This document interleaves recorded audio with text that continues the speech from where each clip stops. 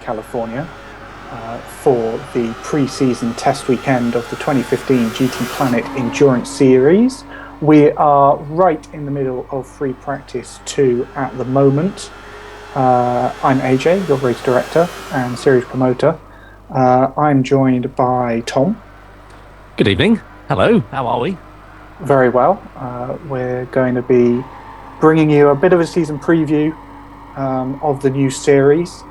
We're also joined by GTP Dutchy, who's going to be keeping an eye on the action on track and bringing us the latest updates and any interesting manoeuvres going on. Good afternoon, Dutchy. Good afternoon. And we also have PASM, who's going to be our cameraman, cutting the pictures for you and showing you all the cars that are currently on track. Good afternoon, PASM.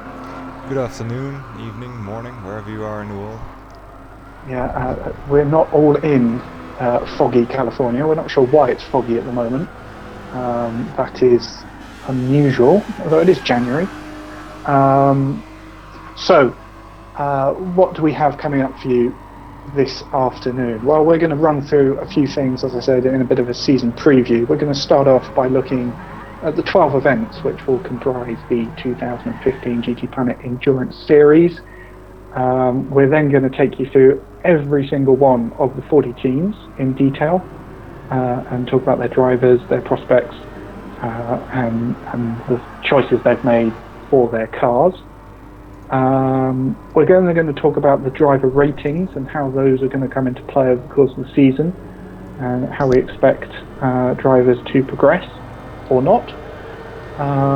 As we are in the middle of free practice 2, we do have the free practice 1 results to run down for you, which we'll get to a bit later on, and hopefully we'll bring you some of the results from FP2 as well. If you are if you are watching our broadcast as well as listening, then you will see our scoreboard on the right, which is currently showing the fastest cars of the weekend so far. So keep an eye on that as that updates. I think the first thing we should do, and I think it's about time to kick this preview off, I think we should talk about the 12 events, and for that I'm going to hand you over to Tom. Oh, thank you very much, AJ. Yes, 12 events, of course, making up this epic endurance series here on GTPlanet. Of course, kicking off with the pre-season test event at Willow Springs. That's happening for the remainder of today and throughout tomorrow as well. Then we move forward to the 24 hours of Daytona between the 23rd of January and the 1st of February, of course, happening at Daytona's International Speedway.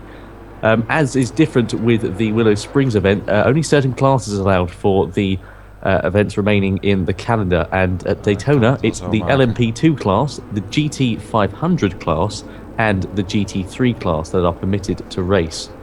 Moving forward to the 27th of February to the 8th of March, we're bringing you the Bathurst 12 Hours. What an epic race that's going to be at Mount Panorama's motor racing. GT3, GT300 and the GT Cup class for that event. And then the 6 hours of Silverstone, which we should state is likely to be circuit, is currently due to happen between the 28th and the 12th of March and the 4th of April. Although, like we say, it may be moved a weekend before. But classes permitted for that event are the LMP1, LMP2 and the LMGTE classes.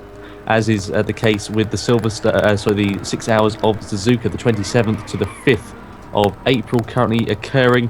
27th of March, I should say, is when that'll be occurring. But we are likely to be moving that a week forward. Of course, happening at the infamous Suzuka circuit, scene of many showdowns over the Formula 1 calendar over many years, and indeed throughout many series of great racing. Classes permitted, as is with Silverstone, LMP1, LMP2, and the LMGTE class. Now, the 12 hours of Silverstone, that makes a return, does the Silverstone circuit, between the 25th of April and the 3rd of May. The Arena Grand Prix circuit is the host of the venue, and the GT500 and the GT Cup class is currently permitted for that event. And an event that I've commentated on, although in a lesser form, the 6 hours of Spa-Francorchamps between the 22nd of May and the 30th. And that's, of course, happening at the infamous circuit. LMP1, LMP2, and LMGTE classes making up the classes permitted throughout that event. Also then comes the 6 hours of the Nürburgring between the 22nd of May and the 31st. Of course, the GTP Streck circuit making up that, and LMP1, LMP2, and LMP3, LMGTE classes again for that.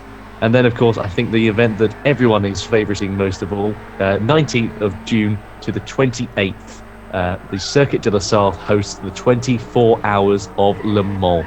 And as is the case with the previous two events, LMP1, LMP2, and LMGTE classes permitted at that event. AJ, I can safely say we're looking forward to that one, aren't we? It's going to be my highlight of the year. Nothing can really beat it. Although there is an event coming along, which could. There's an event coming along which could. Hey, there, wise words there. So let's move forward into the calendar then. The 17th to the 25th of July hosts the Japan 12 Hours at the Twin Ring Motegi, of course, the road course. The GT500 class makes a return for that event, having not been seen since the 12 Hours of Silverstone beforehand. And also we see the GT300 class, which hasn't been seen, or wouldn't have been seen rather, since the Bathurst 12 Hours. So the GT500, the GT300 classes will be present at the 12 Hour of Japan at the Twin Ring Motegi. Moving forward into the height of summer then for many, the 14th to the 23rd of August, 3rd of August rather, plays host to the 24 Hours of Nürburgring. 24 hours of the Green Hell, the very long circuit and the infamous circuit will play host to the GT3 and the GT Cup classes at this event. The penultimate event on the calendar is the London 12 Hours at the Brands Hatch circuit. GT300 and GT Cup classes will make up the event that is hosted between the 12th and the 20th of September. And then the final event on the Endurance Series calendar is the 9th of October to the 18th of October, playing host to the 24 Hours of Spa-Francorchamps, almost a year to the day when the event was held in 2015. But 2015 sees the GT3 and GT300 classes making a return for this event, for the final one to round off the Endurance Series calendar for 2015. AJ, I think we can agree, quite a spectacle we're in for 2015. Yeah, and I think we've got quite a nice mix of durations. We've got 4 6 hours, 4 12s, and 4 24s, and they're fairly evenly spread. The 6 hour races are double header weekends, so we have a race on Saturday and a race on Sunday, which again adds a bit of spice to things. And then due to, and you won't believe this, curfew limit, the Silverstone 12 hour will be 6 hours on the Saturday, there'll be a red flag, and then we'll have 6 hours on the Sunday to finish off the race. We can't run through the night at that circuit. So yeah, I think we've got quite a nice mix. It would be interesting to see how the different teams, which we'll get on into a minute, employ different strategies for different races in terms of, as we have a yellow flag in sector 1, as we have a car off. I'm not sure. That'd be Greece 07, I believe. Yes. For the Bitter Rivals Racing LMP1. Peugeot, he's now back on track, pleased to say, so a bit of an on-track excursion for him, but recovered. He's now making his way through. GTP family and 307 will try to pass him, but that had little space to do so, and ended up in the dirt. Well, still Greece 07 has another moment later on in the lap as well.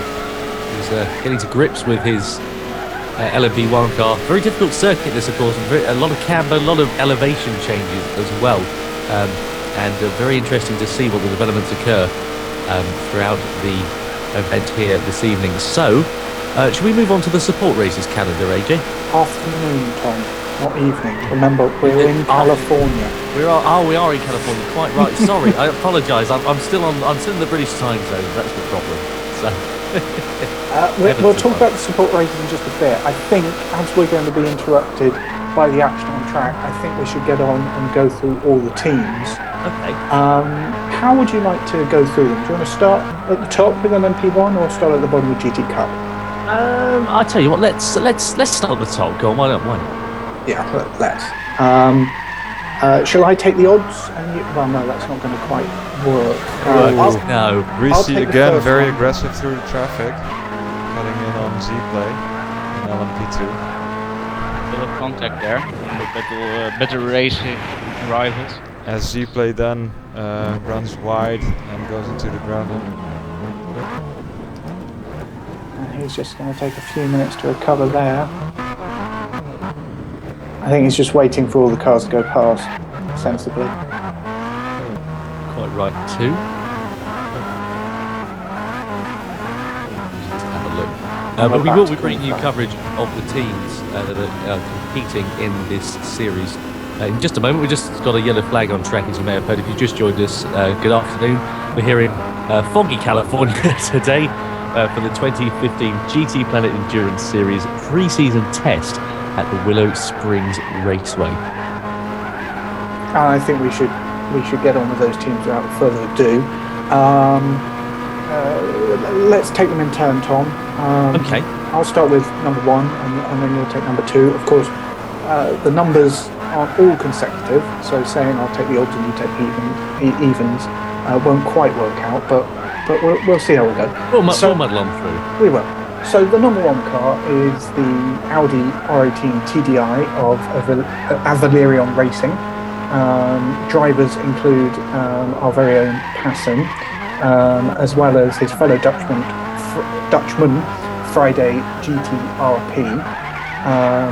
2 British drivers in GTP Ghost Driver and Skyline Cat 1683. An American in GTP Mini Stiggy.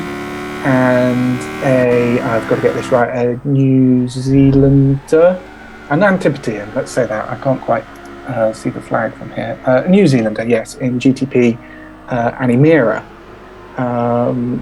They have been taking part in the precursor events to this series last season, did very well, proved themselves to be formidable opponents, and it'll be interesting to see how they get on in the R18, of course, as Tom said earlier, at the 6 hours of Suzuka, Silverstone, Nürburgring and Spa, as well as the 24 hours of Le Mans.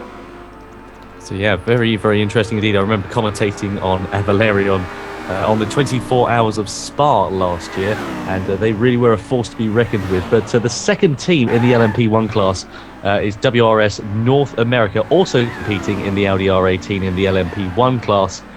Team manager of Gravitron, and we'll have a look and see who makes up the lineup of the drivers then. So lineup of the drivers for the second car includes the Alexa Menos, also GTP Bambi, GTP Gravitron, GTP, who I can't pronounce, GTP, what's that, Oxgito? Something like, we'll go for Oxgito, why not? OTX OTX, why didn't I just say that? That would have been much more simple. Thanks for that. GTP Patrick 1 as well, and also GTP Vipond.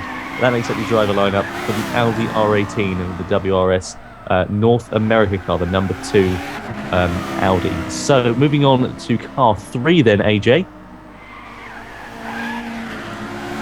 Maybe. There I am.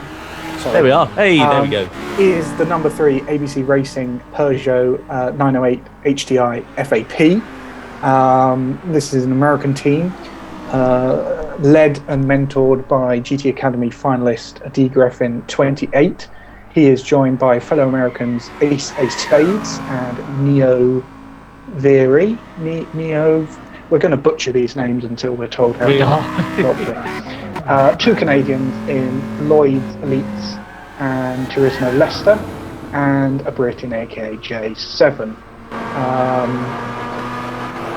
This team, we're going to preview ahead slightly to P2. This team is running Peugeot cars in P1 and P2, of course just a Peugeot engine for the Courage in P2. That's their development team, and those drivers will be new drivers looking for promotion into the P1 team. This team will settle for nothing but less than first all season, like many of the other teams in the class. So it'll be interesting to see how they do. Indeed it will. And then moving swiftly forward to the Australian, is it the Australian or New Zealand team? Is it New? I always get confused between them. New Zealand. Australia Zealand. has the extra star underneath the Union flag. Ah, I should have known. I've got friends who are Australian as well, and New Zealand. Of course, that's on GTPlanet. So the number 4 LMP1 car, also a Peugeot 908 HDI FAP, made up of 3 drivers, Bit of Rivals Racing. Again, remember commentating on them at the 24 Hours of Spa. The drivers Greasy 07, Lionface, who was very quick at Spa-Francorchamps, and the Flash 05 as well. And I'm really looking forward to seeing how they're going in the hands of some different machinery this season as well. Like I say, they were very competitive with the GT class last season, and it'll be very, very interesting to see how they progress, see how they develop to the car, and adapt to the different circuits, and also, of course, the different challenges that face them for the coming season. So, AJ, number 5, please. We don't have a number 5. We have a number 7. We have number 7. We Which don't is have a the number 7 Toyota TS030 hybrid of Scuderia GT-NX. This is an all-Mexican team, well known within GTPlanet, doing a lot of racing with the Turtle Racing League, among other places. The thing about the Toyota is it's our sole hybrid car.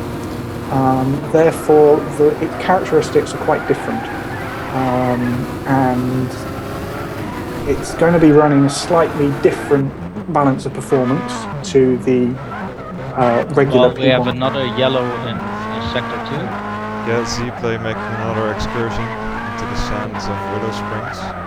And it's one of the prototypes. Yep, so green He is flag the again. LMP2. Back on circuit now, suffering some damage as well.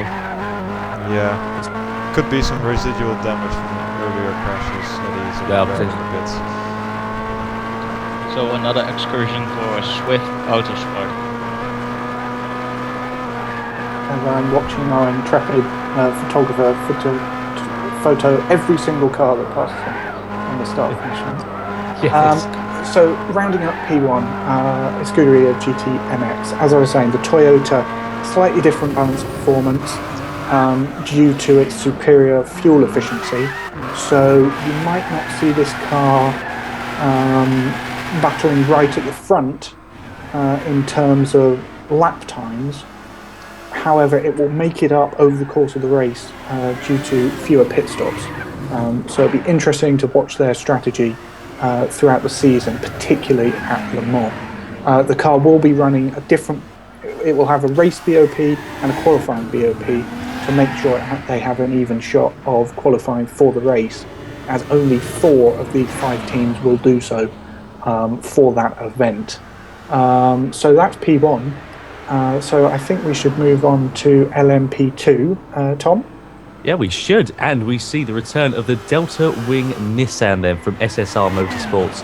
American lineup makes up the majority of the drivers, but there is another nationality in there as well. So the LMP2 team is comprised of Fallen Log, Goofy Tyler, 1995, Navarre, and also TNR Philo, who we saw last time, at Spa-Francorchamps, I should say, doing very well. I'm having to relate to Spa a lot, as I'm sure you can tell. That's the only one I've commentated on as to date. But it will be very interesting to see amongst the LMP2 class how the Delta Wing gets on amongst the other more conventional style, I suppose, cars, AJ. Yes, and the number 11 car is another Delta Wing. This is the Delta Wing AER. Slightly different motor in this car. Lots of interesting shenanigans happening between Nissan and Delta Wing that almost meant that we didn't see these cars in the game, but luckily we do. And in the number 11 we have the first of our local teams.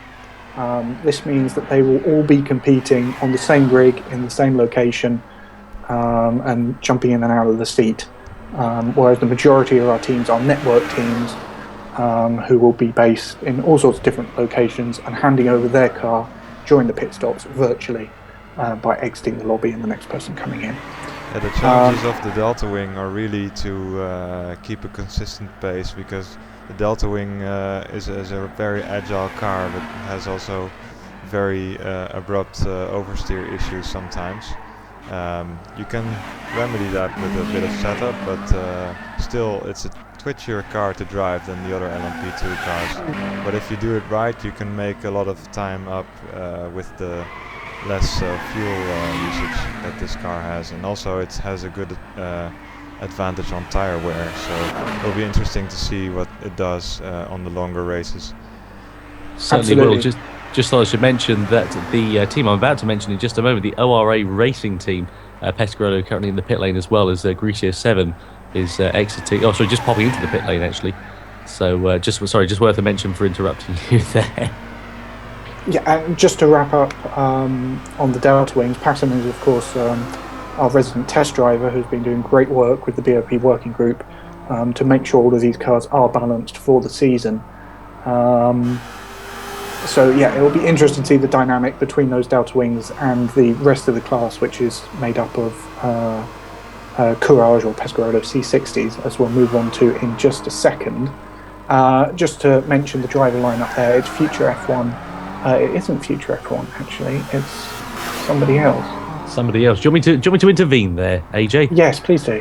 It is. Well, no, you would be correct in thinking it is Future F1 because it is, in fact.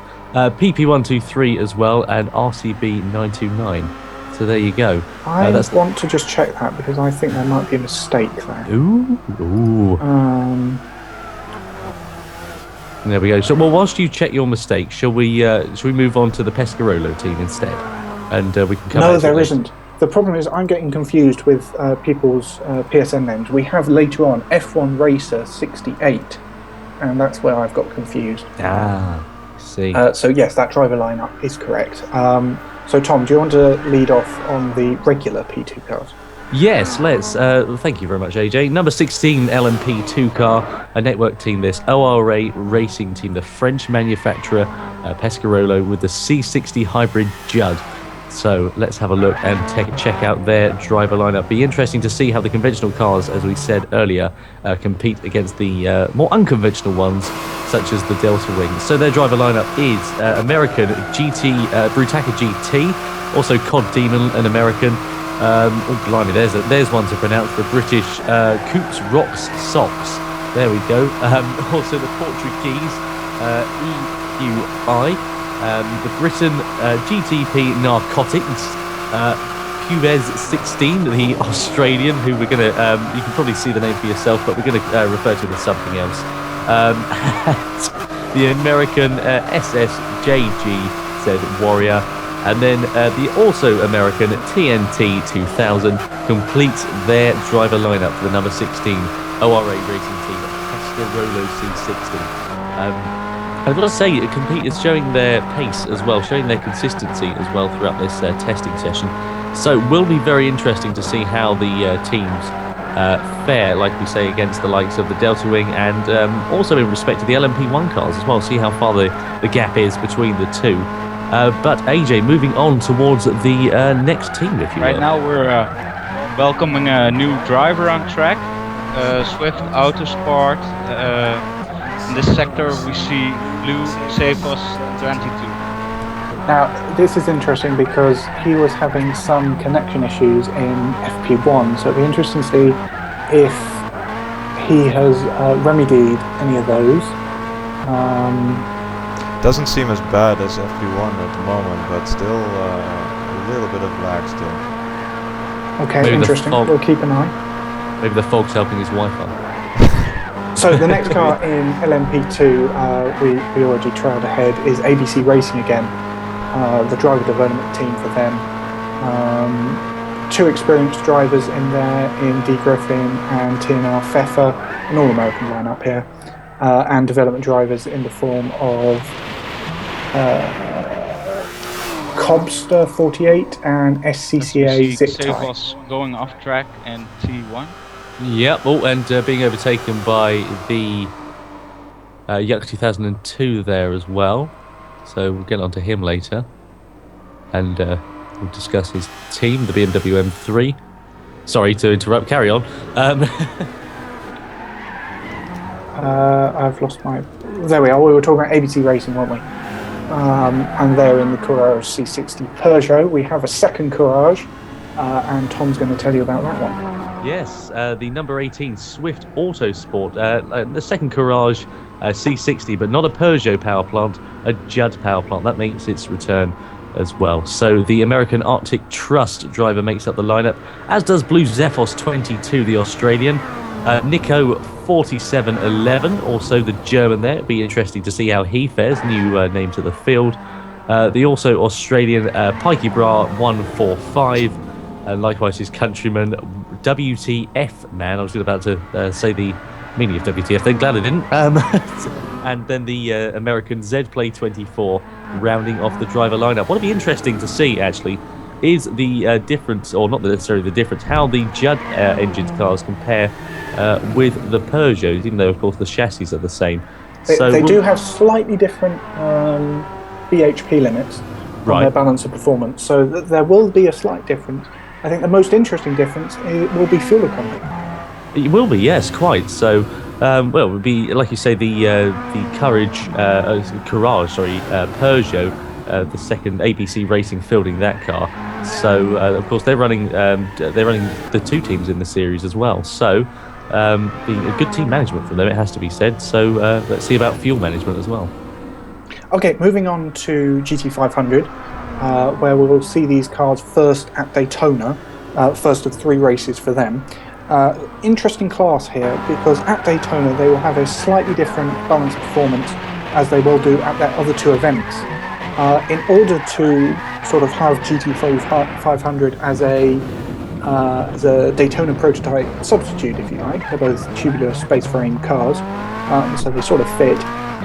We've taken the restrictors off the engines and added some turbos, and instead of running at the regular around 490 bhp, they'll be up in the 650s or higher.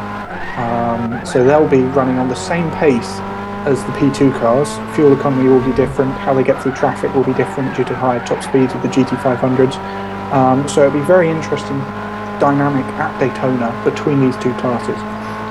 And kicking off this class is the number 21 car, and I think Tom's going to tell you about that. Yes, so let's have a look at the number 21 car. Also be very, very interesting to see how they can battle with the LMP2 cars as well through the field. So, the first team, a British team, the Scar Honda R, the HSV 010GT. And that's comprised currently of 3 drivers, the Briton GC255, Irish The War, and also Good Wolf as well, rounding out the driver lineup, the number 21 Honda HSV. So, very, very neutral paint scheme from them compared to some other Well, teams. It's a very classic Honda colour, isn't it? It is. I mean, white is traditionally a Honda colour, isn't it? So, such it as is. silver being Mercedes. Just to explain the SCAR acronym, that stands for Sunday Cup Affiliated Racers. Of course, the Sunday Cup team are well known to anybody who's seen any of our broadcasts last year. A very professional, well-managed team, and this is their spin-off team run by CG255, who runs the Honda division of the Sunday Cup, mainly a Lotus club, but they also run Hondas as well. Expect a stronger lineup from them when we get to qualifying for Daytona. They're still building up the team, but I've got every confidence that they'll put a great team. Field a great team for that event. So moving on to number 22. As we have seen Ronald Thomas, the 42 Mercedes SLS of Rico Online Racing, having an off and now cleaning its tires again. Whereabouts was he on track? He had an off in the first turn, I think, and now... so he's now just coming into Sector 3? Okay, so the number 22 car is the second of our Honda Super GT GT500 cars. Turismo Racing. They've been persevering in the precursor events. I have to say, off-track mistakes has been costing them the most. But seeing as where they're starting at and the amount of room for improvement that they have, keep an eye on them as they develop through the season. Now, this car is the first of our wrong numbered cars, Tom. The car will be showing the number 17, but it is the number 22. Right. For most of these cars, we can sort of find a way of working that out. For example, the number 16 P2 car is a number 6. The BMW has a huge moment while Blue Oh, yeah, you're was trying to lap him. Quite right, see that him going Just very okay often, just for Blue rejoining, Chivos. yeah. Yeah. Sorry to interrupt there, AJ, as you were. No, that's your job. So what were we saying? Oh yeah, some of the cars are not displaying the number that they actually have.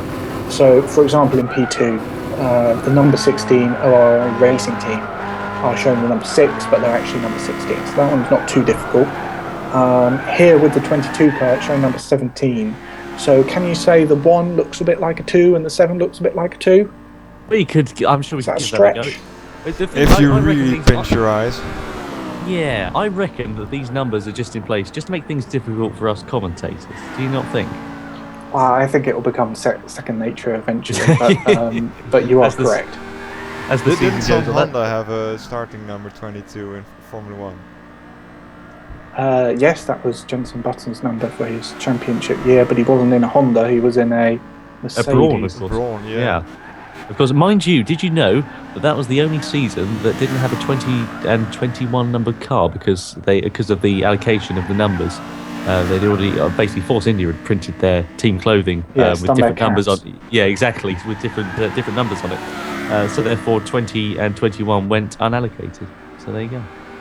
Okay, so moving on from the 2 Hondas, we've got 2 Hondas, 2 Lexi, and 2 Datsuns. So moving on to the pair of Lexi, let's start with number 24, Tom. Yeah, let's. Another network team, the GT500 class, Mexican team, and an all-Mexican lineup as well. The number 24 Lexus SC430 GT500 car. And the drivers making up this team are GTMX Jelly RT, also GTMX Jimmy 94, GTMX Hecto 1, and GTMX Thanatos. So very, very confident lineup, very reassuring as well to see a couple of Lexuses on the grid. So very interesting to see how they fare compared to the likes of the Datsuns, of course, and the Hondas as well. Like we say, the number 24 car. So moving swiftly on to the following car, AJ, the other Lexus. Yes, and as I'm about to switch the graphic on screen, you are going to notice a drastically different ride height between these 2 cars. Now, whether that is indicative at all of how they're going to run this season, I think it's a bit early to say. But here is the number 25. It's Team Wise Racing, as we said, in the next... Oh, I think I'm being told that you're not getting the graphics on screen. I'm getting the graphics on screen. I've got them on mine. So Yeah, you're getting the drivers you were talking about in the introduction. Yeah. Brilliant. Good stuff. So, Team Wise Racing. Comprised currently of 5 drivers. It does. So. 2 Portuguese in EOL and Gur 77. As well as 2 Frenchmen in TWR Seb 72 and TWR Torchen, as well as the Belgium driver TWR Greco. This team was originally entered under another name, but these Team Wise Racing folks came and joined the Portuguese team and sort of, I think part of that deal took on the naming rights, which is interesting, and they're driving a finely livered Petronas example of the Lexus SC430. Next up, we have the first of our super teams. These were drivers who just wanted to know that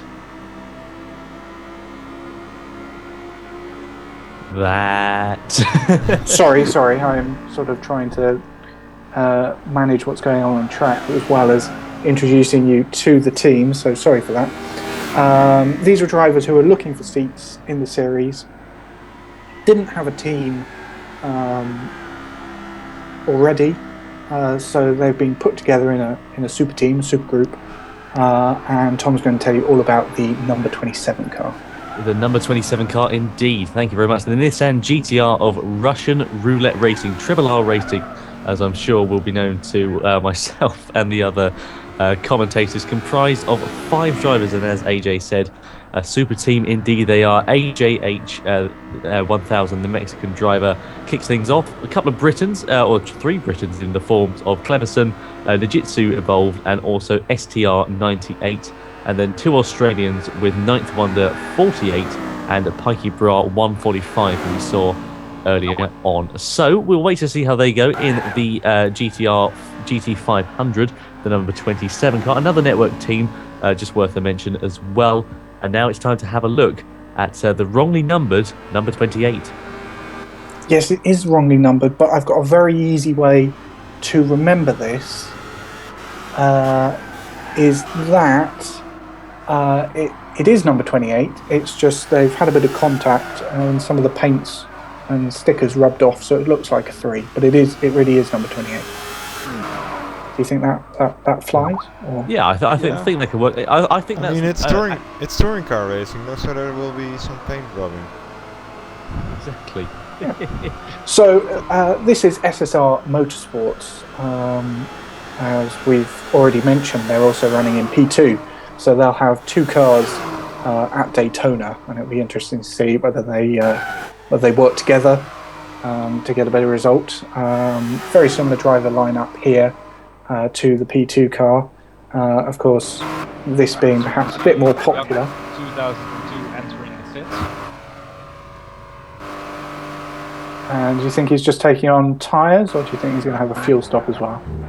Let's have a look and wait and see. He didn't have a lot of In the car, so he's entering the pits. Rono Thomas also in the pits, worth a mention as well. You are racing soft tires and 3/4 of a tank as he rejoins the track behind Alex Jimenez of WRS North America. And that'll be interesting seeing the GT3 car up against the GTE car. Very different philosophies with these cars, but achieving quite similar times. There we go. Just to mention, Rono Thomas only took on tyres in that stop, no petrol. So as we were saying, the number 28 Nissan of SSR Motorsports rounds out the class of 6 for GT500. Only 4 of these cars will qualify for the Daytona 24 hours, so it'll be very interesting to see which cars don't make the grade. Of course, trailing ahead slightly, we will be talking about Daytona later. Qualifying is next weekend and the race is the weekend following. Apparently there's also some other event actually going on in Daytona around that time, but I mean, how inconvenient is that? You couldn't make it up, could you? So let's kick things off in the GT3 class. I'm sorry, did we mention the drivers of the 28 car? Largely the same as the number 10. Also Stig's TC and FRS Skater, I believe, is different. Yeah, actually, and no, they've got Nail quite 27. different. Yes, and Nail 27. It's actually quite a different lineup there. Death by Rotor also in that team as well. So let's move on to the second of our Premier classes, as this, apart from Daytona, the other events that this class will run at, GT3, will be the top class. Tom, do you want to start things off? Yeah, why not? I mean, the GT3 class is a very great spectacle to behold. It's one of my favourite classes in the real life, the Willow Endurance series. So I'm very much looking forward to seeing how it goes online. And another network team kicks us off with the all-American lineup of WSR North America. So let's have a look and check out the driver lineup of the number 32. So Alexa Menos is the driver who kicks us off. Also, we see the return of GTP Bambi, GTP Gravitron as well, also in there. GTP OTX JTO, who I pronounced right this time. GTP Patrick 1 as well, and GTP Vipond as well. So really looking forward to seeing how the R8 LMS Ultra fares throughout the coming season ahead. There we go. Just want to mention, by the way, if you just tuned in, thank you ever so much for joining us. You're watching the GTP Endurance Series pre-season test, FP2, currently at Willow Springs Raceway. A few drivers out on track, and we're currently going through the driver lineup and the teams for the coming season in the Endurance Championship. We've already gone through the calendars, and let's have a look then with AJ at the number 33 Audi R8. AJ. Yes, and of course this is available on Racing, as we will pop up on the screen now. So, Avalerion Racing. How are we saying this, person? Are we saying Avalerion or just Avalerion? Yeah. Avalerion. There we go. Avalerion and WRS North America are our two works Audi teams. Of course, they've got cars, the R8s in GT3 and the R18s in P1. Of course, Avalerion made their name with the WRS, so you could call these sister teams, much in the way you have Jost and Audi Sport North America in Germany and America, respectively. But these two cars are slightly different. Their handling characteristics are not quite the same. I mean, PASM, do you want to talk briefly about the process of balancing these two cars? Yeah, they are, in terms of characteristics, they are quite close to each other. There are subtle differences that really require some tweaking. It's just, mainly an error, because I think the base model, the grey one, number 32, it has a slightly different rear wing, so you can't set as much downforce on that car as on the 33, the Team Phoenix. But generally you don't use that much downforce on the rear, because it will slow the car down massively, so that won't be a problem in balancing. But it's just the fact that the Phoenix has a slight advantage. That's why we had to balance the base model with a little bit more power. So running through the driver lineup, which is slightly different to the P1 team, and I think on Twitter and on your screen now there are a few mistakes, but what I'm going to tell you now is accurate. 3 Dutch drivers in the form of Friday GTRP, GTP PASM and GTP Dutchy, who is currently keeping an eye on everything on track for us and reporting back. Yes. 2 British drivers, GTP Ghost Driver and Skyline Cat 1683, and the New Zealand GTP Animera. Finally, the American GTP Mini Steedy. I think during commentary, Tom, shall we just drop saying GTP? I think that would probably be a wise idea, because we're going to be going on. We're only mentioning so many GTP names that by the time we finish going through them all, the race will have actually finished. But can I mention that Animera and I, and also Ghost Driver, are longtime members of the GTP registry, originally founded when Gran Turismo went online racing with GT5 Prologue. And it was really a great time, because the online community really got together and organized races for such a limiting system. But it was a fun time. Sorry to interrupt you, Bart. CCA24 making a huge tank slapper year. He is well on his own on the track, so I don't think there's any need for a flag. We try to use them as sparingly as possible. Yeah, and the WRS, the GTP registry, was formed in 2008, and I think me and Animera were the ones that were also on that first list, continuing to drive WRS time trials. So moving on from the Audis to the sole BMW. Tom, do you want to talk about Ventador Racing? Yeah, well, I shall indeed, yes. The American Ventador Racing Team, as AJ said, the only BMW throughout the entirety of the GT3 class. So comprised of a series of different drivers of different nationalities as well. another network team. AKAJ7 is the sole Briton within the team. And then come 4 Americans in the form of Ace Spades, D Griffin 28, Sprintar 64, and Zero Doug number 1. And then the sole Canadian, I should say, is Gultski, something like that. Not so good with the pronunciation, I have to say. But nonetheless, a highly promising lineup for the number 36 BMW. So we'll have to wait and see what they'll do, because they'll have no reference, of course, in comparison to the other BMW teams, because there aren't any. So it will be very, very interesting to see how the sole BMW gets on amongst the GT3 classes, GT3 class rather. So what are the main characteristic differences between the R8 and the Z4? Can someone care to answer that? Yeah, the R8 has the engine in the rear.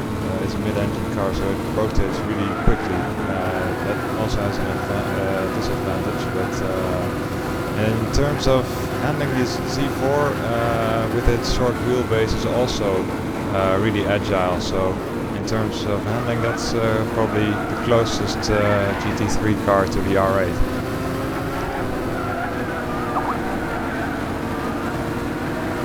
There we are, right, okie dokie. So the next car up is the Mercedes SLS AMG GT3 class, and AJ, if you're primed and ready, the Reaper Online racing car, I should say, currently out on circuit as well at the moment, and pounding around at quite the rate of knots. So AJ, do you want to tell us a bit more about the team? Reaper Online Racing are an experienced group of racers, just 3 drivers on the team at the moment, an all-British squad of Glenn Ailes 81, RC Clark 83, and Rono Thomas. Yeah, we haven't seen much from them yet, but I think we expect them to be in contention.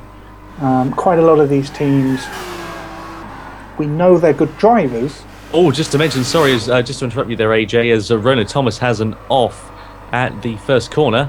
Gets the car back under control for turn 2, however. But as I was going to say, they may not have the experience with this type of racing. Really long endurance racing in a multi-class environment where they've got to negotiate with traffic on a fairly regular basis. And of course, network endurance racing, which is what we're doing here at the GTPlanet Endurance Series, is slightly different and has its quirks that you have to get used to. So the next Mercedes B's is the Bit of Rivals Racing, another SLS AMG car.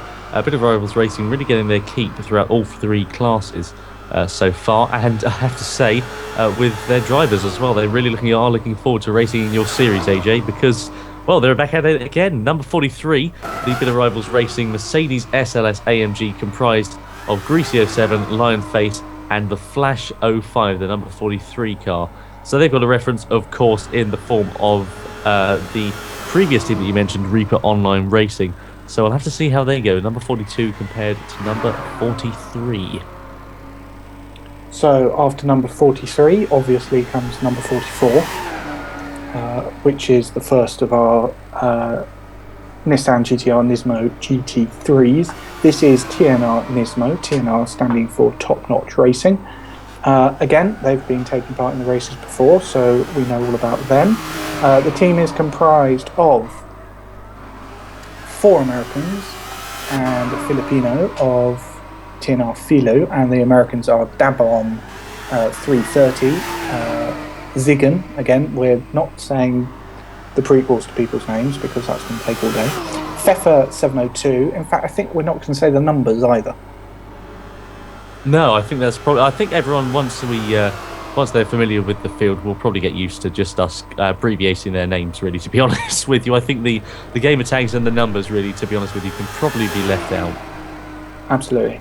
And finally, on their driver roster currently is Rebellion. So after 45 is. After 44 is 45, and this is another car not displaying the correct number, but Tom, we came up with an easy way to remember this one. Yes, we did. We did, and I can't remember what it was. So what was that way, AJ?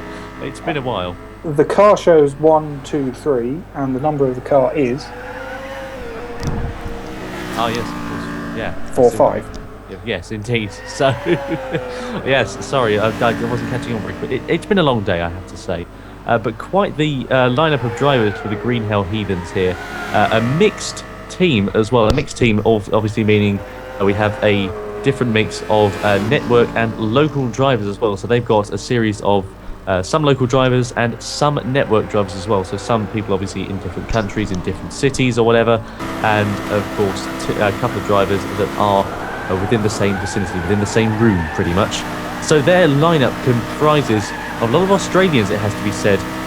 So quite a few, 6 out of the 8 drivers are Australians. So they are Bo Albert, also Heathen Pride, Mint GTR, N6 before the Stig, TDZ, Wafido as well, and the Briton and the Norwegian are Iwazir and Canucken. So that makes up the 1, 2, 3, 4, 5 Nissan GTR Nismo in the GT3 class.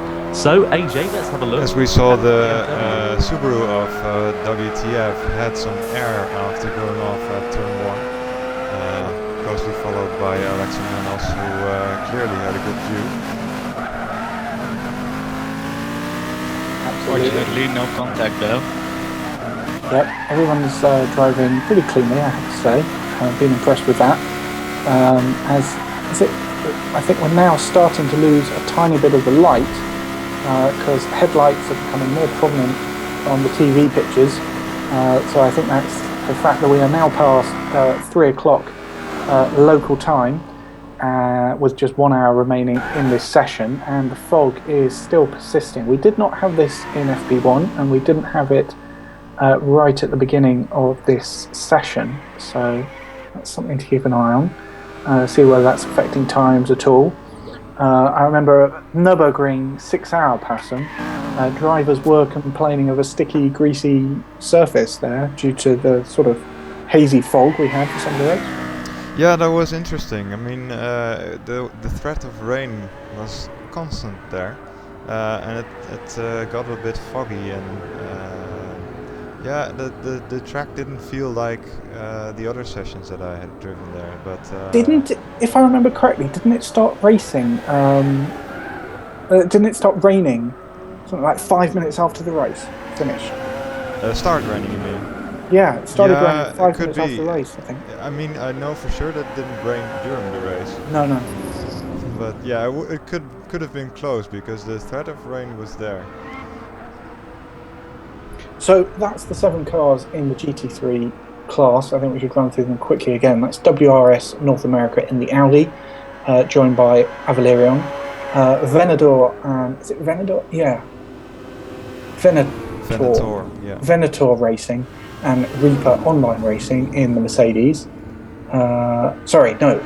Venator in the BMW, Reaper Online Racing and Bitter Rivals in the Mercedes, and TNR Nismo and Green Hell Heathens in the Nissans. So next up we're going to return to our final Le Mans class, which is LMGTE. 5 cars here. Deep going off in the last corner. Luckily recovers quick. Yep. And just having a look at the tyre wear between the comparative drivers as well. Obviously, some have made stops recently, others have not. Oh, I have done, and the tyre wear is a bit more drastic, it has to be said. Just having a look at Z-Play, who's the driver you just mentioned, went off. His tyre's wearing down, especially on the front left, and due to the number of right-hand turns on this circuit, which is predominantly made up of right-handers, it's certainly one that wears the inside front tyre. Is it not? Yeah, sadly we don't have another LMP2 on the track at the moment, so we can. Oh, Z-Play goes off again as well, just to mention. Sorry to interrupt you there. Yeah. So really seems to be struggling with this car at this stage. It's probably worth a mention getting back to AJ then to have a look at the LM GTE class then. So AJ. Before we do that, I just want to check from Patton. He's seen the message I've posted in our talkback chat. Yes, I have. Brilliant. Okay, so as I said, we were moving on to the final of our 3 Le Mans classes, LMGTE. 3 manufacturers, 5 cars. Let's spice things up a bit and start with the 58, Tom. The 58? Oh, blimey, hang on a minute. Hey, I've lost myself. Look at that. So let's have a look at the number 58 car then, as I find my way to him. The Dart car, the Chevrolet Corvette C6R. All-American lineup, all-American team as well, another network team. So be a very striking colour scheme as well, it has to be said. So made up of Fallen Log, Nail 27, Rudd Racer, and Euclid 58 as well. So the aptly named Euclid 58 is driving the number 58 car as well. Do you reckon he had a bit of an influence there, AJ? That is a complete coincidence. I had not noticed it until you pointed it out to me. Could be the average age of these guys, because that's 15. Yeah, DART stands for Disabled, Ancient or Retired Team. So these are the seniors of the series. So if you want to cheer for the underdogs, these will be your guys. They're going to bring in a couple of what they're calling rabbits, younger drivers. I believe Valerian is loaning Mini Stiggy to them for some events to help correct. them out, particularly in qualification. So yeah, and as we move backwards through this class to the 57 car, again a non-traditional Corvette colour, Tom. It is, yeah, quite right. Number 57. Do you want me to go through this one then, AJ? Please. Yeah, oh, thank you very much. So the Can-Am VRL team comprised of 8 drivers, 7 of whom are American, 1 Canadian in there, the one that AJ got a bit confused with later on. Sorry there, AJ. But let's going off track again. Quite right as well. 2. Yeah, he really does seem to be struggling with this car. Maybe his tyres are wearing down, or maybe he's just trying to find the limits of adhesion, and I think he's found them, it's safe to say. So I guess. As we see him parking. Yeah, we've seen Renault Thomas, it's a bit more difficult to regain traction after a step in the dirt. There you go. You see Blue Zephos currently joining the track as well, currently just in the pit lane and going out once again. So let's have a look then at the number 57 car of the Can-Am VRL team. Made up of Cap Dubs, DC Want Cash, GT Legends 57, GT Racer 1720, Lord Dragon KD, OG Dougie Nutty, VFTW Legends, and then the sole Canadian, I should say, and the Canadian team, but the All-American lineup, Bar 1, F1 Racer 68, makes up your driver lineup for the Can-Am VRL team in the LM GTE class in the Corvette C6R. So, looking back further, let's have a look at the number 54 car then, the TNR4 Performance, with AJ. Yes, we will. This is the second top-notch racing car. Quite a different driver lineup here of Stiggs TC, the Australian. Again, I think this is his 3rd team he's on the roster for, TNR Filu from the Philippines, and then the American drivers of Zigan, Boost and Oreca. Just one Ford GT in the class. So again, as Tom said earlier, with the GT3 BMW, no reference point for them. I think all of these teams, as most of the classes have at least 2 of the same car, will be looking to beat the other team in the same car first, and then looking to see how they play out in the rest of the class. So no reference point for them, but expect them to be quick. We're going to be coming on to the results of FP1 shortly, and I think we might take a break. No, we won't. We'll plough on. There's only a few more cars left. So let's go through the BMWs a bit differently. As I just realised that you have not seen a picture of the 54. There you go. Let's go through the BMWs in numerical order. So, Tom, do you want to go for the 51 first? Yeah, why not? Let's have a look at the BMW M3 E92 GT2 in just a moment. But firstly, I'd like to say a very good afternoon, very good morning, or wherever you are. Good evening to you, wherever or whatever you're doing. It's time to have your company. You're listening to the GTP Endurance Series preseason test. Free Patch List 2 we're currently in. at the Willow Springs Raceway as well. Currently going through the driver and teams roster for the 2015 championship, and we're currently all the way through to the LM GTE class, and as AJ mentioned, looking at GTO racing. So comprised of a multitude of different nationalities. The sole American in the team is Dawson864, and then comes a smorgasbord of Britons: FRS Skater, Nijitsu Evolved, who we saw earlier on, Yuck 2002, who's currently pounding around on the track, True Blue 8, who is on our YouTube chat. Good evening to you, True Blue, who's listening in Britain. Storm Pacer 17 and Stock Yate A1, I should say, rather. So that's your driver lineup for them. For the Britons. 22 went off in Sector 2.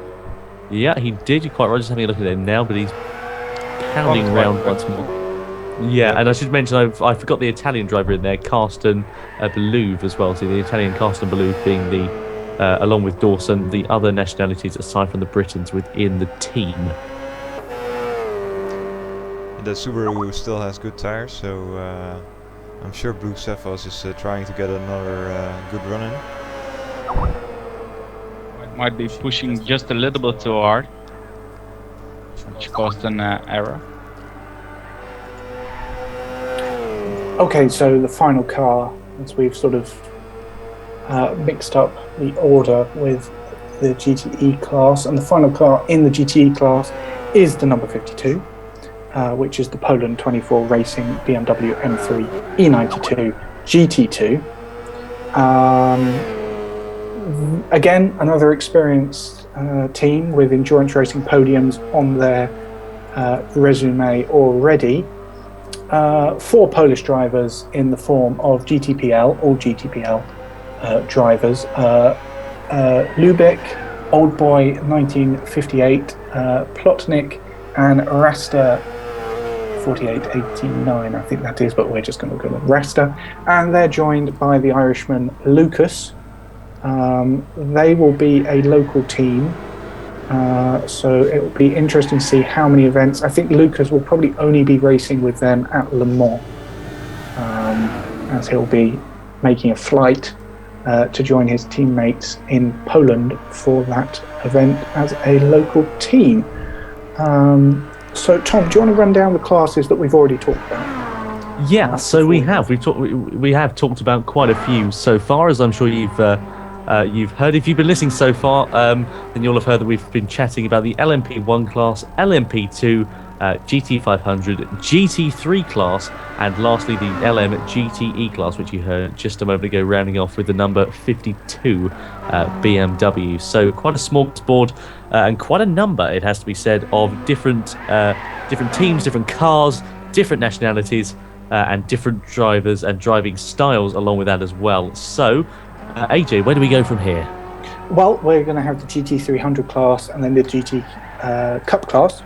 But just to trail ahead with what's coming up in the final 45 minutes of as we see FP2. another off of Z-Play, and this time in Sector 2.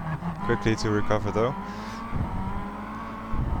His front left tire is now at 6, so he'll probably notice that his tire grip is going off a little bit, but still not off the cliff, which comes at about 3.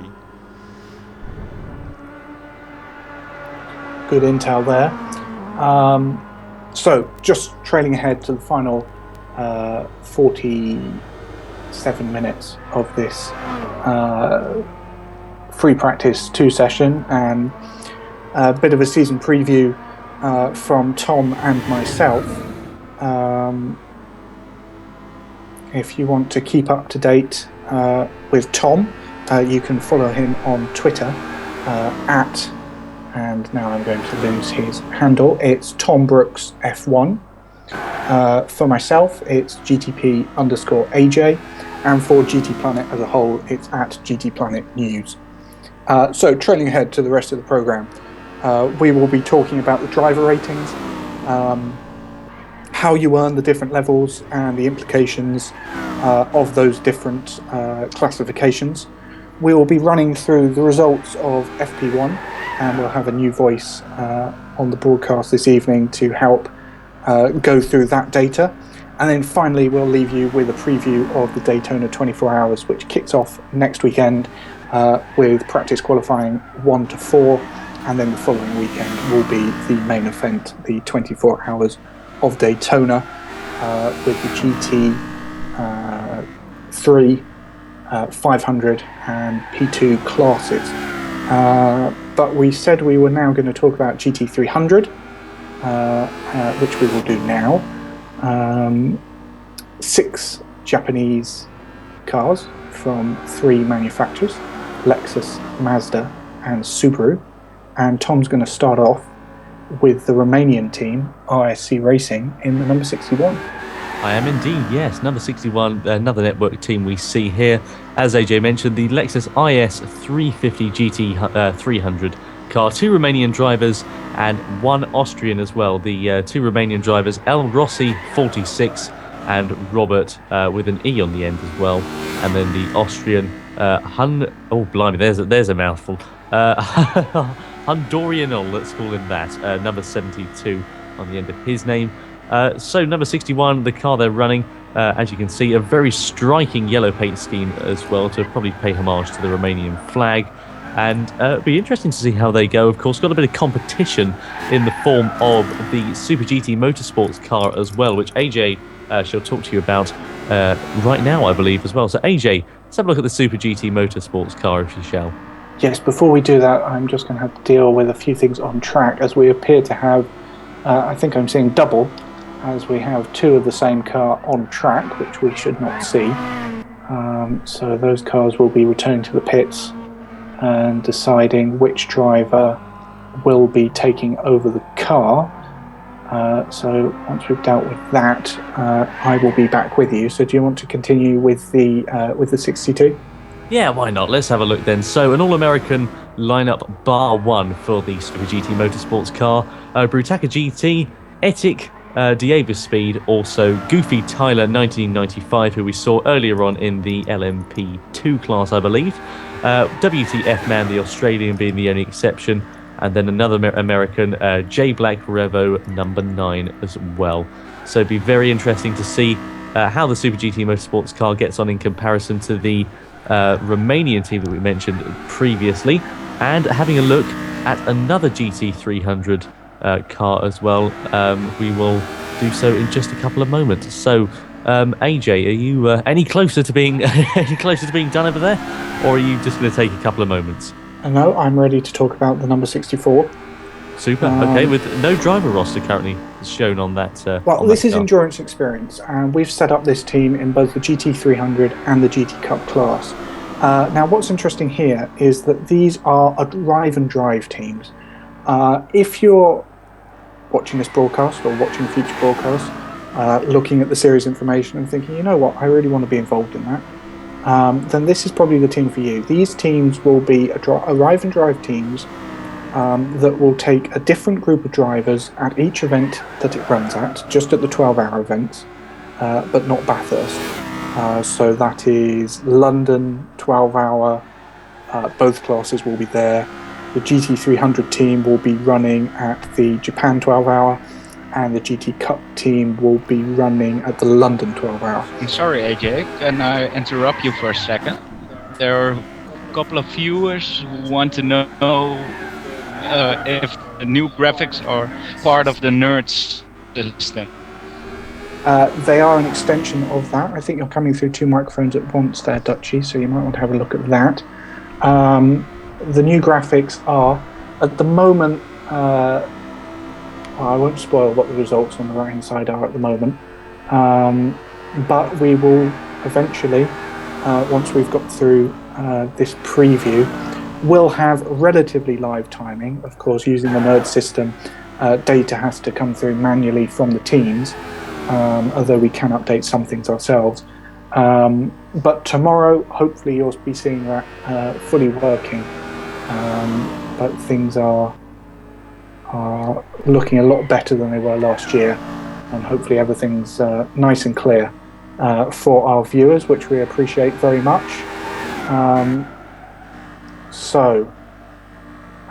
Where were we? We were talking about endurance experience. Yes, the Arriver Drive team. So if you don't want the demands of a championship, you just want to come in for one event, maybe even you're part of a network team and you want to get together with a few friends to run as a local team for one event in the year. We've already got a couple of teams who have expressed interest in that idea. Of course, travelling long distances to get to the same location each other is not something that you'd want to be doing on a regular basis. So these teams are there for that opportunity. However, there is a second Mazda in the series. This is a local team, and they are here for the full season. They are indeed, yes. So let's have a look at those guys. Lightning Speed, number 65, as AJ mentioned, an all-American lineup. Just before we have a look at them, I'd just like to have a look at YouTube as well. Of course, we're streaming this live on YouTube, as I'm sure you're watching it now. And please do feel free to get involved with the live chat that's on there as well. Plenty of people getting involved and getting in touch and letting us know what they think of the stream, what they think of the series, what their hopes are. So get in touch, let us know what your thoughts are on the stream, on the series, whatever you fancy. All you have to do is just click on the thing and give us a bit of a comment on there. So having a look at this local team then, the number 65 Mazda RX-7 is comprised of Jess Ogrino, JVC Davison, JPS Rocket number 5, Midnight Rider 32, Mitch Behaven, Ning Dynasty, and then BLK 13 of 13. So let's have a look and see how they do as we move forwards on towards the number 67 Subaru of GTO Racing. AJ. Yep, this is a British-based team with a largely British driver lineup, with the exception of the Italian Carsten Baiovi, I'm butchering that terribly, and the American of Dawson 864. So the Brits on the team are Ninjitsu Evolved, Stockier, Storm Pacer, True Blue, and Yuk. These guys were also, as we mentioned earlier, in the GTP class in the 51 BMW. So both their cars should be fairly easy to spot out, being mainly white. However, we do have a car in more traditional Subaru Works colours. That's Swift Autosport, and Tom is going to tell you about the 68. Yeah, we are. So let's have a look. Another network team, of course, and another series of different nationalities as well. So 3 Australians, 2 Americans, and 1 German make up the Swift Autosport Subaru BRZ. Let's have a look at the Americans first off then. Arctic Trust and Zepley 24. Forwards to the Australians, we see Blue Zephos number 22 back in the driving seat. Also Pikey Bra, who's been throughout the field this evening and throughout the field for 2015 as well, it looks. WTF Man as well, who we saw earlier on in the stream. He will be driving the Subaru BRZ in the GT300 class at selected rounds, of course. And then Nico 4711, the German driver, being the exception, I have to say, in the series of different nationalities in the GT300 team of the Swift Autosport. But nonetheless, of course, it's still very, very talented drivers they are. So moving forwards on towards the number 82 Honda NSX, AJ. Yes. Meanwhile, we have seen a new driver on track. It's The War in the HSV Honda number 21. He's driving his first few laps now on his first timed lap. Let's see how he does. Very distinctive engine note from that car, echoing around the track. Just like to mention as well, of course, it's getting somewhat, it's still foggy, of course, out there. Like you say, daylight fading, local time at the moment, 15:23. Well, be interesting to see whether that fog does dissipate, but at the moment, looks to be staying put. Well, according to the data we have, since the beginning of the session, track temperatures decreased just 1 degree Celsius from 29 to 28. Although we are seeing a fair amount of rubber being laid down, especially in the final corner. So it'll be interesting to see how that progresses and what the effect on lap times that will be. Again, training to head, once we've talked to you about the 7th and final class, which is GT Cup, we will take you through the FP1 results with a new voice joining us on the broadcast.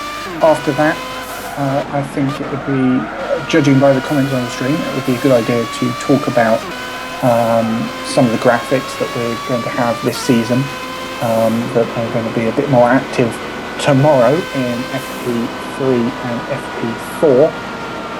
So we will be finally training ahead to Daytona and FP3 and 4 tomorrow. So, GT. As Liwar sensibly lifts up the throttle to create some distance between him and Bambi. The HSV clearly being the faster car than the Audi, but he's starting his new lap now, hopefully being a bit more powerful than the Audi. He's fairly quickly already on his tail, so probably seem to be looking to pass Bambi here. Bambi, of course, as we have introduced earlier, is in the WRS North America R8 LMS, making his debut with Network Endurance Racing type events here with the pre-season test from Dutchy, California and the Willow Springs International racetrack. So, GT Cup, as Tom said, we're going to start off with the number 82. We certainly are, yeah. So let's have a look. Do you want me to go through this, AJ, or do you want to tackle it yourself? It's up on the screen, so go ahead. Oh, well, thank you, very kind, thank you. All-American lineup for this team, and the Dart team make a return for the GT Cup class. As AJ mentioned earlier on, Dart standing for... AJ, you're going to interrupt me here because I can't remember. Standing for Disabled Ancient Retired Team.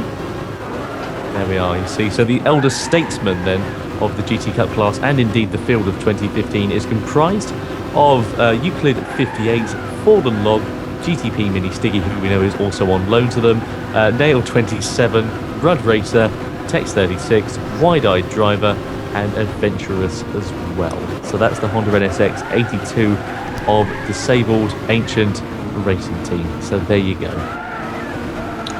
When they were asked about sort of what sort of liveries and colour schemes they were thinking about running, their response was, we want the most visible car possible on track, which is why they've gone for that very, very distinctive shade of green. Which could only be the words of Neil. Oh, just having a look as Blue Zephos has gone off track, number 18 car there, or on the side of the car at least. Blue Zephos 22 in the Pescarolo. Jalizzi's pulled off track again. I wonder what's happening to his car then. Let's wait and see as Famine joins the circuit.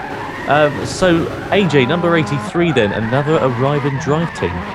Yes, this is our second of the Endurance Experience cars. The LMP2 car, this time Blue Explosion, Blue Zephos. Sorry for butchering his name here, but yeah, he has recovered. So the second NSX, which is in a more traditional shade of white, is our second of the Arrive and Drive teams. So you've got a choice of the GT3 Mazda or the GT Cup Honda. It's probably worth mentioning, which we haven't so far, the different levels of driver assistance each of these classes have. They're modelled on their real-world counterparts, or physical counterparts, if these are the virtual cars. GT Cup is definitely our entry level with ABS, stability management and traction control available. No assists are available in GT300 or GT500. LMGTE and P1 are traction control only, with P2 adding stability management. GT3, all assists are available. It's a driver-friendly, customer-friendly class. I think that's everything, isn't it? So, next up in GT Cup, Tom, is the 85. It is indeed. So let's have a look at the number 85. The Scar Lotus, SCAR, which AJ will tell us in a moment, stands for something, which we'll mention in just a moment. But let's have a look firstly at the driver lineup. We saw the Lotus Elise at the 24 Hours of Spa in October last year. And Wee Scottman also making a return, which is nice to see, alongside Shinro and GC255. They're the Britons within the team. Also to mention the Italian Giorgio 57. Soccer GT Racing, nice to see him in the field alongside the War and Goodwolf. So that makes the lineup for the Lotus Elise 111R, the number 85 car. So be interesting to see how the Lotus goes, of course. Not necessarily famed for its straight line speed, but very, very good in the corners. Very nimble, very agile. So let's have a look and see how that fares throughout the course of the seasons at the round it races at. SCAR, of course, standing for Sunday Cup affiliated races. That's the one. These guys have set the bar for clockwork driver changes and professionalism in the precursor events to this, the 2015 GTPlanet Endurance Series, as we have just half an hour left, 30 minutes. Oops. Yeah, we've gone over our hour allocation of going through the teams quite slightly. So we might end up going over a couple of hours.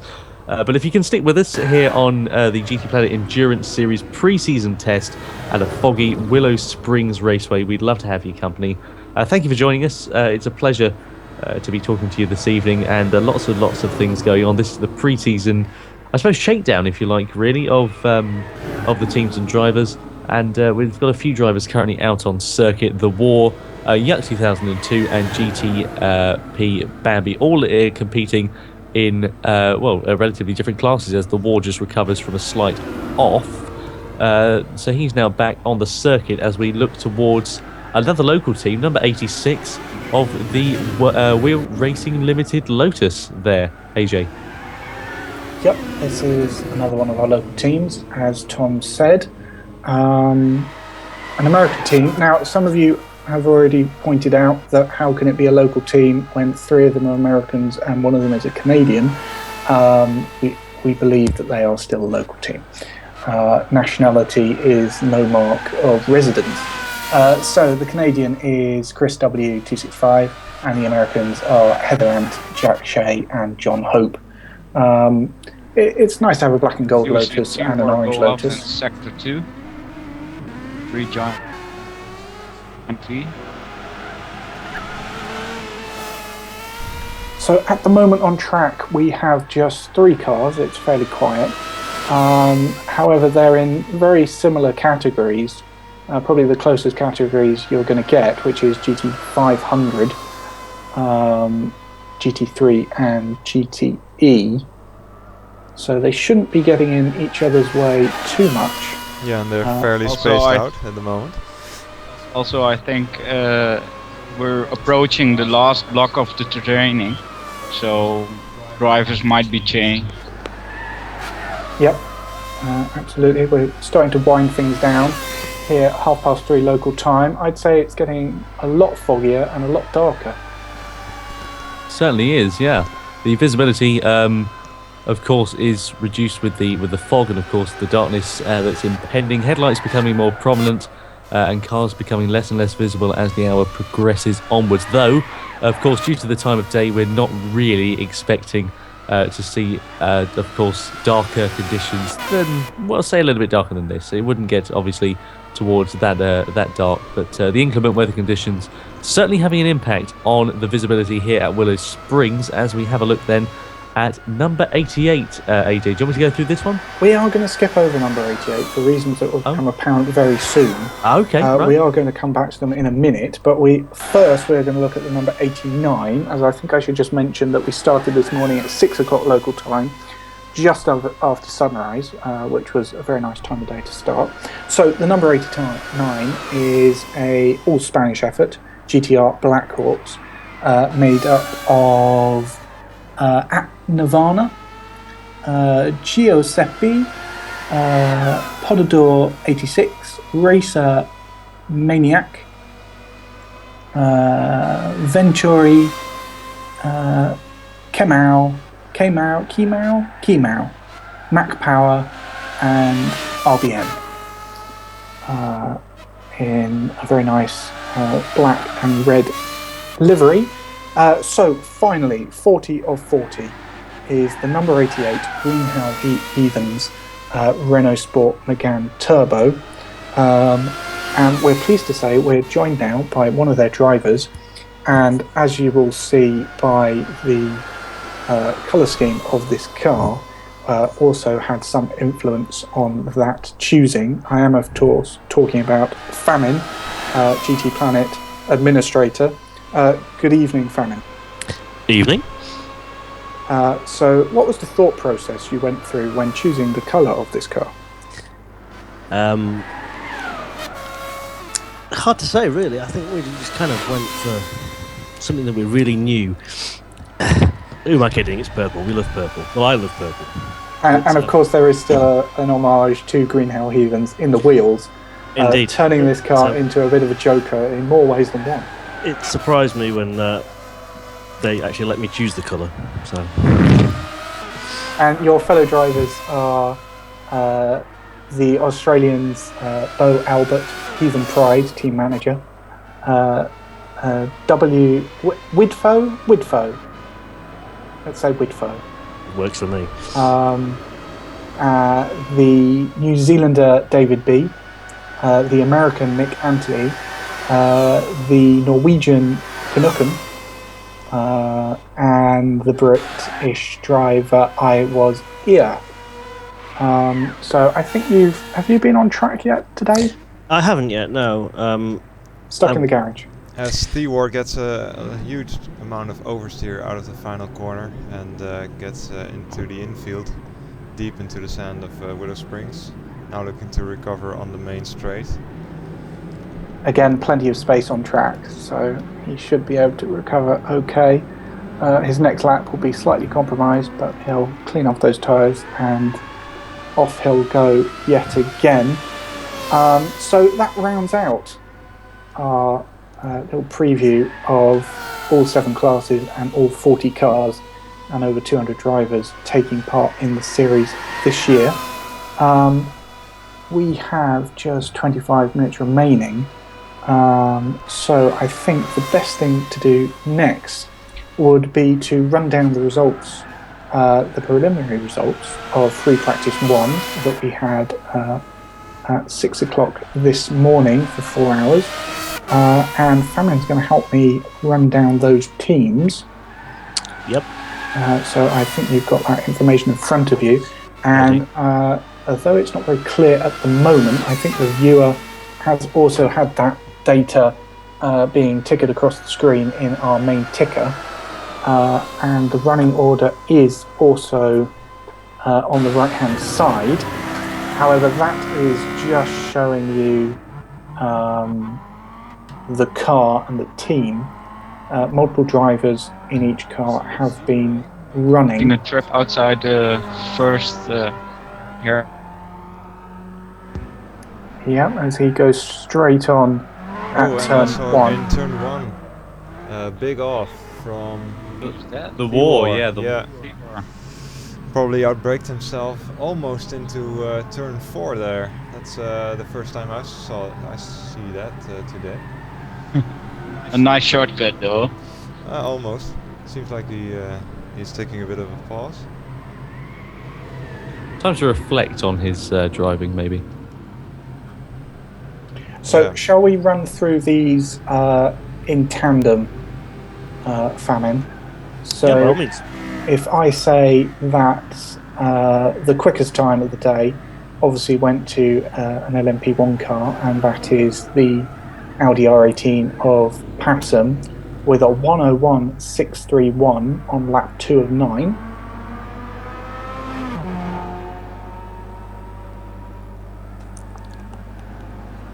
Okay, the second fastest time was also inevitably an LMP1 Audi R18. It was from the WRS North America team, set by GTP Joe.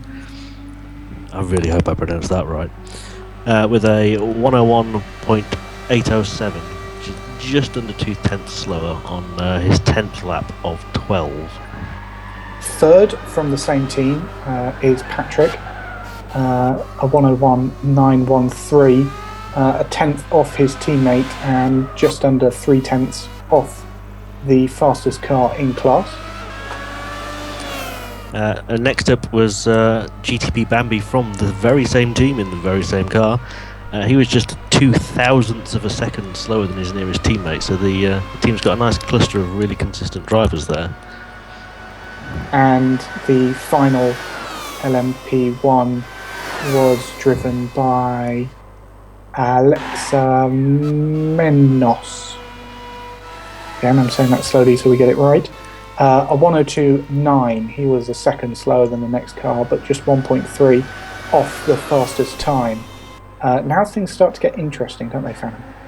Yeah, somewhat unexpectedly, the next fastest time is from the GT500 class rather than the LMP2, set by Eol, the Portuguese driver, for Team Wise Racing in the Lexus SC430. He set a 106.683. Stewart has another off, this time coming out of turn 2, clipping the sand a little bit, but this time quickly to recover. I think we had another spin from the car just coming into the final corner now, but he's continued. Maybe the turbo that is making the HSV more difficult to drive than I remember it, but definitely with this much power on the racing hards, it's no mean feat to keep it on the track. So the 7th quickest time of the morning was set by Brutaka, let's say Brutaka, in the ORA Racing Pescarolo C60 Hybrid Judd. And a big jump from Thewar, going off in the final corner, almost jumping over the fence there, if not for the invisible wall. As it's now a bit of Yeah, he got quite some airtime there. Yeah. Thankfully, we have 0 spectators here this weekend, so no two-dimensional virtual characters were harmed. So the fastest time in P2, as I said, was set by Brutaka in the OR Racing Pescarolo C60 Hybrid Judd with a time of 107.328, just 0.6 off the GT500 time. Back to GT500 for the number 8, Cameron. Yes, again, Team-wide racing in the Lexus SC430 with TWR Torchon. He's only a couple of tenths behind that LMP2 time, just under a second slower than his teammate. So again, nicely matched pair of drivers there. In 9th and 10th were the Swift Autosport drivers in their Courage C60 Judd of Blue Zephos and Nico. Very close times of a 107.8 and a 107.9 respectively. And that's followed up by the fastest LMGTE car. And the slowest. Well, yes, the only LMGTE car. The BMW M3 of GTO Racing, driven by Dawson 864 with a 111.7. As we have an off from Z-Play in LMP2, the number 17 car. He's very far off the circuit. Oh, he's not as far off as I thought he was. Oh, someone else has gone off at 10. Oh, and We have 2 guys off circuit. Yeah. Didn't quite catch who that was. Z-War again. Really struggling with this Honda. Still He's just driving come out around of the with engine and left front damage. Well, that's actually a glitch of Gran Turismo. If you have an Alpha with damage in this session, you go to the pits and it automatically repairs, but it doesn't reset the image of the car. Ah. Yeah. Okay, So there thanks you for go. clarifying, yeah? So he's got damage to us, but not to himself, which I suppose is, well... Driving a new, brand spanking new Honda HSV again. Maybe a dent to the ego. As I say, it might, if only it were that simple for Formula 1 teams, it would be just pop into the pit lane, you have your pit stop, you come out again, and that's it. You're all done. So as we have the safety car now deployed, that might be a car to go on board with in the reverse view to watch the cars line up behind it.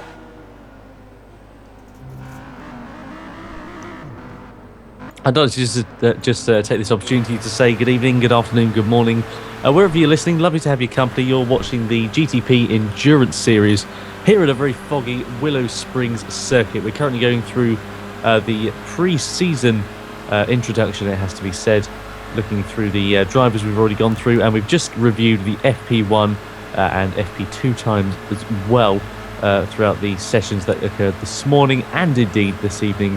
Live right now as well. So it's been fascinating to find out and fascinating to learn about all these different classes, different drivers, and different teams and nationalities as well. A right mixture throughout the field of 40 cars or so. So very interesting season ahead for 2015. As AJ said, safety car currently deployed on towards the circuit as he leads. Bambi checks his wiper.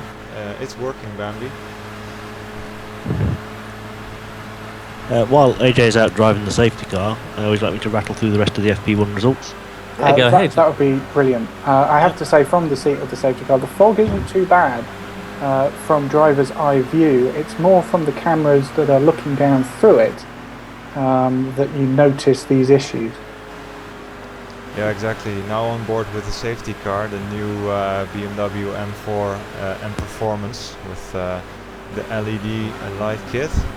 And you can see that the visibility is actually quite good for the drivers, as you've said. Now the cars all have lined up behind the safety car. The safety car will come in at the end of this lap, and there will be no overtaking until the cars all have crossed the finish line. So after AJ pulls out, it will be Bambi in the R8 dictating pace until the finish, and then it's green again for free practice 2.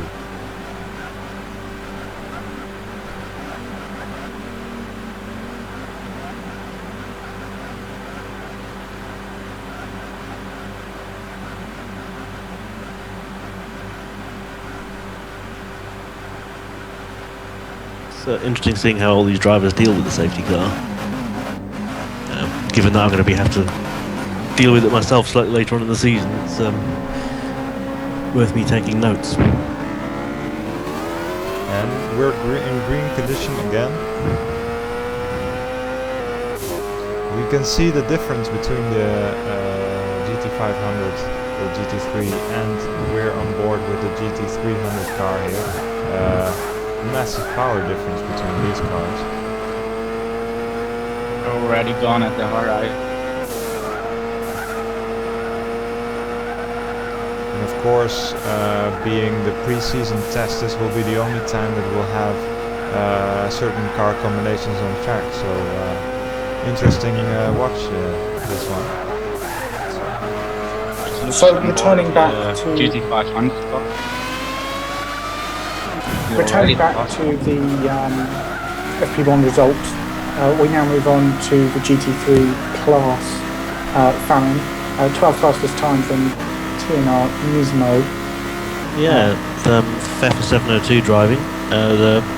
Just braking under the 113 to the 112.994 in the Nissan GTR Nismo GT3. Second fastest in GT3 is the Avalerion Audi R8 of Annie Mira, New Zealand driver, just under 2/10 off the pace. Some of these drivers will be looking to get some experience and show their quality, if you like, and their pace to be considered for waivers for not taking part in qualifying at Daytona due to other commitments. They've got to show that they're a clean sporting driver and they can meet a time under the 107% of the fastest time in class. In GT3, that is currently a 118.1. So all 5 drivers who took part in FP1 were well under that. Third Yes, next up was a guy named after a wheel manufacturer that I just can't pronounce. Again, it's the TNR team driving the Nismo GT3. Apparently it's pronounced Zygen, but I can never say that properly when I look at the word. And It's Ziggin. I'll take your word for it. Well, that's what we've been calling him through the previous events. I've been calling him all sorts of the previous events. But he returned a 113.535, so that's hundredths behind Animera in the Audi R8.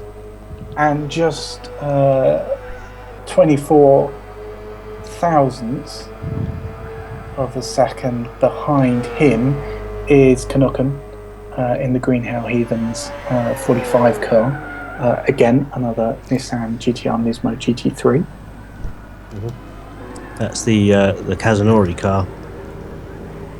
The 123 that's labelled as 45, yes. As we see, Party Bakai.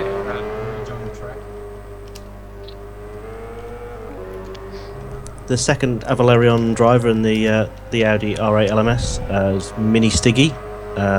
He set 114.815, so kind of only a second behind, but still well on the pace. Yeah, surprising. You'd expect that driver to be at the front, but I'm not sure what conditions he had on track. He got 20 laps in, but his fastest lap was only on lap 6. So maybe there were some other things going on track. Could be a setup test. Indeed. Also, we had finally rounding up FP1, the sole GT300 car, which is of GoTour Racing in the Subaru, driven by Stockia, a 115.2. Now, we do expect the GT300 class to be quite close to the GT3s. But although that's the only time we've got for that class, that does seem like quite a good one.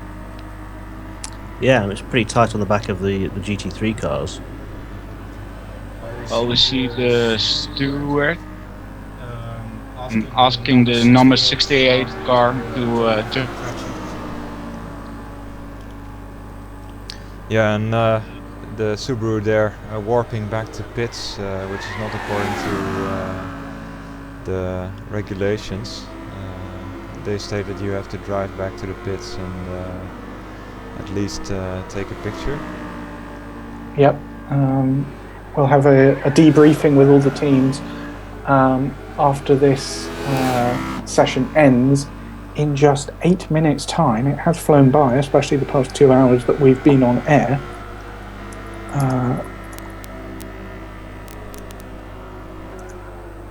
So there we go. So those are the FP1 results.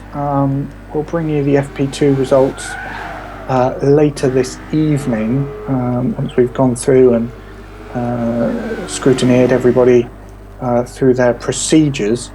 Thank you for going through those results with me, Fanon. I think we've just got time to trailhead to Daytona, which is the first event of the season. It kicks off on the 23rd of January at, of course, local time for Daytona is UTC -5. So QP1 will be on Friday from 4 till 6. QP2 Saturday 6 a.m. till 8, an early start there. An evening session for QP3 again on Saturday from 6 o'clock. And then finally on Sunday at 10 a.m. is the final chance for the teams to qualify. There are 18 teams taking part in qualifying. Only 12 will make the grid.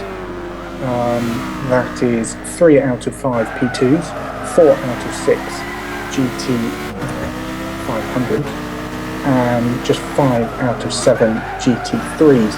So qualifying will be fast and furious, as the drivers will not only attempt to qualify their drivers, but also their car for the event. Also at Daytona... Sorry to interrupt, just want to mention that the wall has taken another off-track excursion at the final turn. Yes, he seems quite far into the sand there, waiting for two other cars to go past before joining the circuit, so that's all good. So our support event at Daytona is the Mighty Miatas, which will be a spec race of what we call over here, MX-5s, which is the correct name for that car. Indeed it is. Now, these teams, each of the 40 teams that we've just gone through, can field a car for these support events with two bronze drivers at the wheel. So it's an introductory event. It's a 2-hour race that will get going at 9 a.m. on Saturday the 31st of January and will finish obviously at 11. Just 2 hours later at 1 p.m.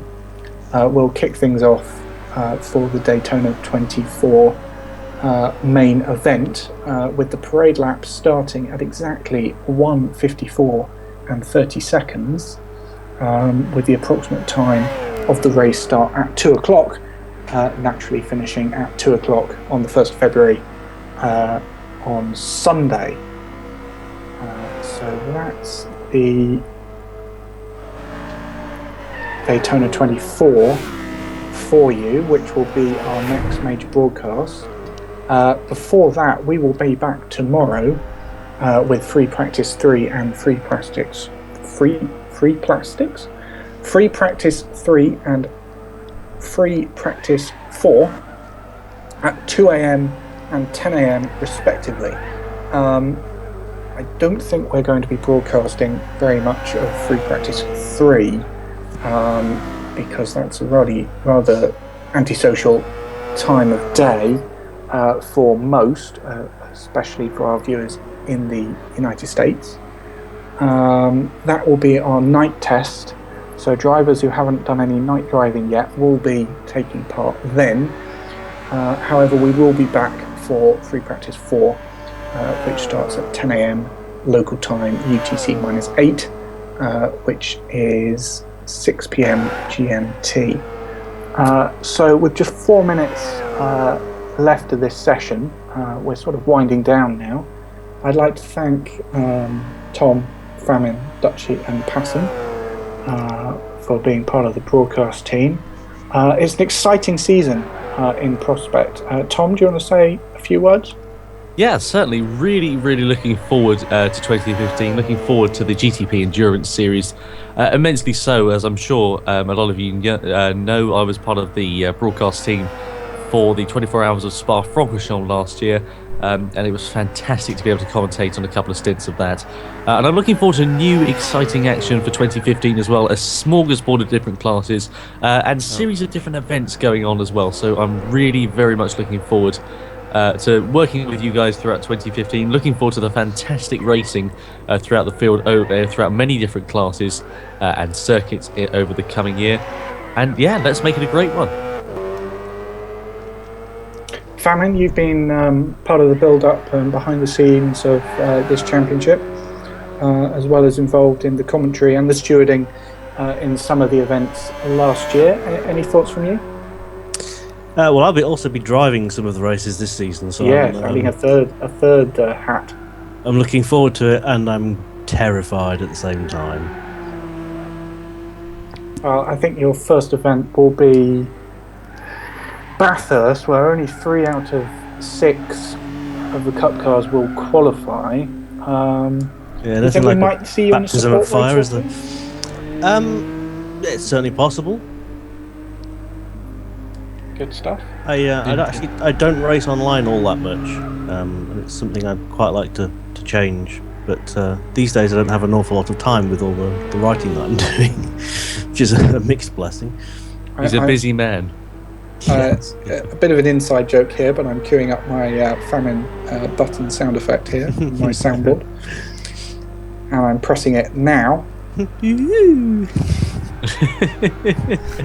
Oh dear, it makes me laugh every time I hear that. Just want to say a quick thank you as well to AJ. AJ, your organisation throughout this series has been absolutely fantastic. And hats off to you for organising this whole thing in quite a short space of time as well. So I think myself, along with all the viewers as well, are exceptionally impressed. With the way 2015's run, and I think you're doing a fantastic job as well. It's very kind words for you, but it's a big team. What do you mean for me? What are you trying to say? From you, not for you, from you. I do have to thank Rodez, who a year ago now we set up the Bathurst 12 hour, which started this all off. And of course to Jordan, who couldn't be with us this weekend, but will be in the future. We've been working together on putting this series together, and yeah, it's an exciting year coming up as we have just 10 seconds left of the session. So I think if PASM's there as well. Yes, I am. I think we're ready to about sign off. So from all of the team here at the GTPlanet Endurance Series, thank you very much for joining us. And we'll see you tomorrow. See you tomorrow. Catch you then. Yeah, Tomorrow, thank you very guys. much.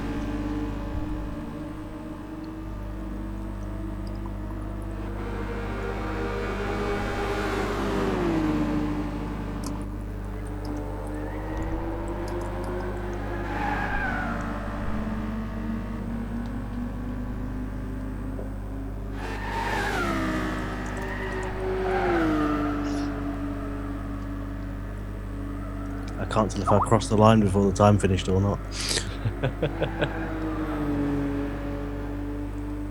I think that went very well. Was it an hour and 50 minutes we were live, something like that?